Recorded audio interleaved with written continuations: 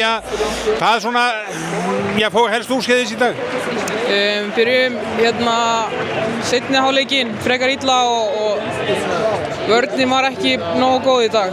Það var kannski andinn í leiknum hjá okkur bara spennustigið ekki rétt stillt. Já, það hefur svona virtist vera þetta sprekk svolítið snemma hérna í seinni hálfleik. Já, ég veit að við höfðum alla trú og við komum allar inn í leikinn til að vinna þetta. Það var bara ekki okkar dagur í dag og við vorum ekki að finna okkur í vörn, við vorum ekki að ná að loka á þeim og leið og við náðum að loka eitt, þá opnaðist eitthvað annað sko.